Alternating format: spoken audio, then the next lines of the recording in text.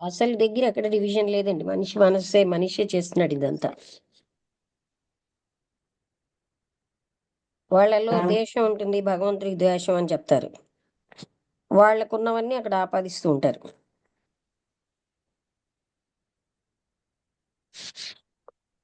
ఆ, ఇప్పుడు ఎనిమిదో రూట్ రేస్ లో బుద్ధత్వం పొందిన అంటే బుద్ధుడు ఆ స్థితిలో ఉన్నాడు. సేడేనండి ఇంకా 8వ ఇనీషియేషన్. ఆహా. అంటే ఇప్పుడు ఇంకా ఇంకా ఆయన కంటే పై స్థాయిలో ఉండే స్థితి కూడా ఉంటుంది అని అంటున్నారు. ఇంకా ఇంకా ఏముంటుంది మేడం? అంటే అంత దానికంటే పైన కూడా ఉంటుంది అది. ఈ ఎనిమిదోది ఏంటి ఒకటోదే మనకు తెలియదు, ఇంకేం చెప్తాం. అది మనస్సుకు అతీతం.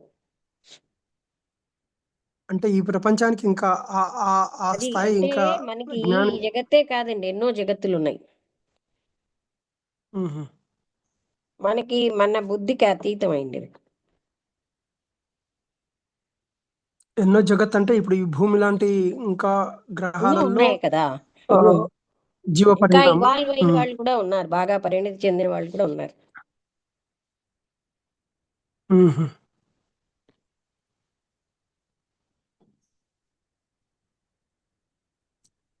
అంటే ఇప్పుడు ఇప్పుడు లోపాలు ఏముంటాయి మేడం? అంటే ఇప్పుడు ఇప్పుడు బుద్ధత్వం పొందిన స్థితిలో కూడా ఇంకా ఇంకా పైకి అంటే వెళ్ళగలిగే స్థితి నేను ఒకటి ఉంది అని చెప్పిన అంటే రాంబుద్రి గారు, ఇప్పుడు మీ మైండ్ తో కదా అడుగుతున్నారు.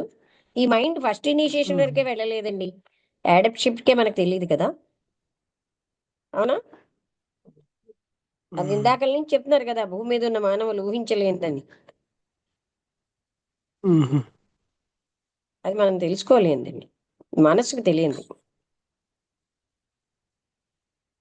అలా అయితే మనకి యాడప్ షిఫ్ట్ చాలు కదా. అంటే అది పరమగురు స్థితి చాలా గొప్పది, అదే మనం పొందట్లేదు.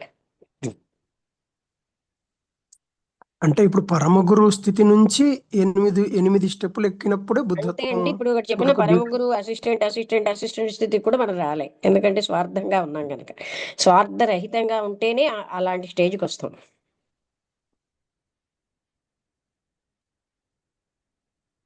అంటే జ్ఞానం అనంతం అంటే ఇదేనా మేడం? జ్ఞానం అనంతమో లేకపోతే ఏదైనా అనంతమే, ఆ పరమాత్మ తత్వం అనంతమైంది. అది అన్ని ఆ జ్ఞానంలో అన్నిట్లో అది అనంతమే.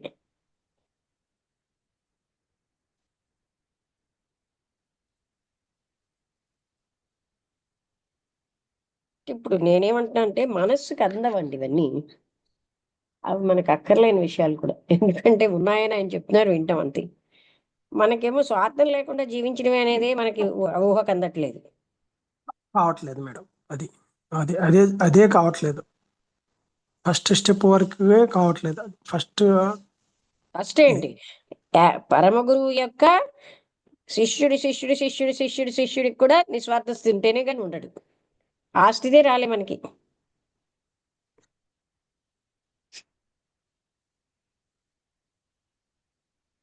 ఊహకే అందదు.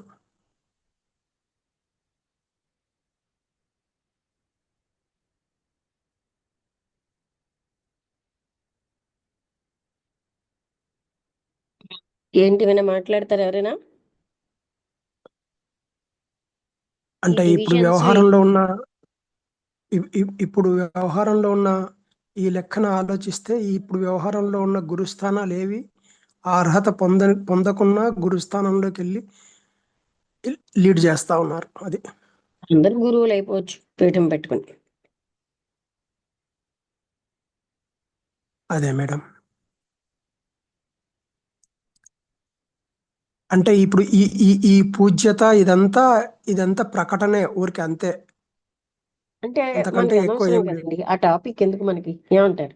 అది మనకు అర్థం అవుతున్నది కదా. ఏంటంటే ఇక్కడ క్రైటీరియా నిస్వార్థత్వం. నా పేరు ఇంకా ఓకే మేడం. కావాలని నేను అనుకుంటున్నానంటే అక్కడ నాకు స్వార్థం ఉన్నట్టేనా? 100% మేడం.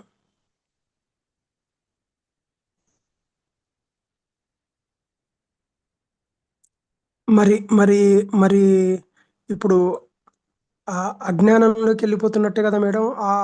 అలాగే మనం వాళ్ళకి వెళ్తున్నాము తెలియదు అంటే సంగతి ఎందుకు, అది ముందు మన సంగతి చూసుకుందాం. ఏమంటారు? బాడీతో ఐడెంటిఫై అయిపోయి నేనే శరీరాన్ని అంటూ ఆ స్వార్థం పెంచుకుని ఉన్న మన సంగతి మనం చూసుకుంటే సరిపోయింది కదా. ఖచ్చితంగా మేడం. వాళ్ళ సంగతి వాళ్ళు చూసుకుంటారు, మన ప్రయాణం మంది.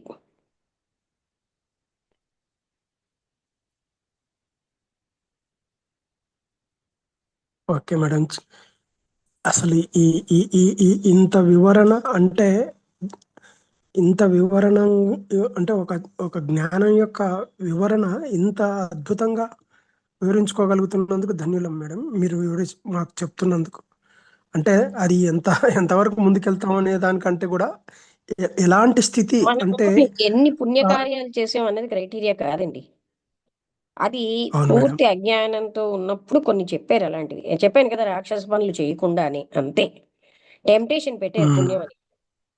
ఆ టెంప్టేషన్ పెట్టకపోతే రాక్షస కృత్యాలు చేస్తాం కదా అని.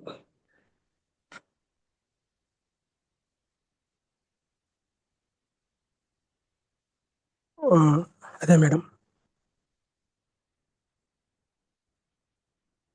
తెలుసుకుండే కొద్దీ మన తెలుసుకుండే కొద్దీ వ్యక్తి యొక్క స్థాయి ఎక్కడ ఎక్కడ ఉంది అనేది తెలిసిపోతుంది మేడం. క్లారిటీ అంటే ఇంకా ఎంత ఉంది ఈ జ్ఞానం, ఎంత తీసుకోవాలి, ఎంత చెయ్యాలి, ఎన్ని ఎంతవరకు వెళ్ళాలి అనేది. ఈ పండితులు చెప్తున్నారండి, మీరు వెళ్ళి కుంభమేళాలో స్నానం చేయండి అని. ఆ పండితులకి ఎంత జ్ఞానం ఉంది? వాళ్ళు ఏమైనా ఆత్మజ్ఞానం పొందారా? మీరు ఒకసారి ఆలోచించండి. నేను అనేది పండితులు పండితులు పండితులు ఇలా, ఎందుకంటే అంత అక్కడ చేస్తే ఇంత పుణ్యం వస్తుంది, అంత పుణ్యం. ఏమిటా పుణ్యం? ఆత్మజ్ఞానం కంటే మరొకటి ఏమీ లేదు. ఏమంటారు? 100% మేడం. మీరు ఇంత పుణ్యం ఈ ఎక్కడ పండితుల పెట్టుకుంటారు? పండితులకు పుణ్యం కాదు మేడం, అక్కడ వస్తున్నది వాళ్ళకు డబ్బులు వస్తున్నాయి మేడం. అక్కడ పిండాలు పెడుతున్నారు, డబ్బులు వేలు వేలు లాగేస్తున్నారు ఆహా, మేడం. అలా కాదు. ఇక్కడెక్కడ మీరు టీవీల్లో కానీ యూట్యూబ్లో కానీ వెళ్ళండి వెళ్ళండి అవును. వెళ్ళండి, సరే, వెళ్ళారు వచ్చారు, ఏమైనా అలా అంటే అది ఎంతో ఏమిటో, ఆ పుణ్యం ఏమిటో మనకు అర్థం కాదు. కనీసం బాడీని నేను కాను అనే ఒక పరోపకారమైనా చేయరు. అంటే ఇక్కడ వీళ్ళు వీళ్ళు చెప్తున్నది ఏంటంటే అక్కడ ఉండే ఒక అత్యున్నతమైన జ్ఞానులు వస్తారు అక్కడ. అదేం ఆ కాదు. ఆ ఆ, జ్ఞానుల్ని చూసినా వీళ్ళు మనుషుల్ని, మిగతా వాళ్ళని చూసినా ఒకటే. జ్ఞాని లేనివాడు ఎవరిని చూసినా ఒకటే. ఏదో జూలో జంతువులను చూసినట్టు చూస్తారు. అవునా?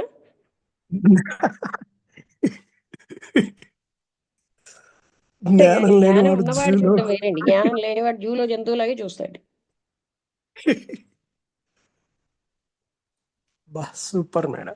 అది అంతే, జ్ఞానం లేనివానికి ఏం తెలుస్తుంది, ఏం తెలియదు. అది ఆ సాక్షాత్ పరమాత్ముడు వచ్చి పక్కన కూర్చున్నా వాడికి అర్థం కాదు. Okay madam. ఓకే అండి, అయితే ఓకే మేడం, ముగించేద్దాం. Thank you. అందరికీ నమస్కారం, ముగించేస్తున్నాను.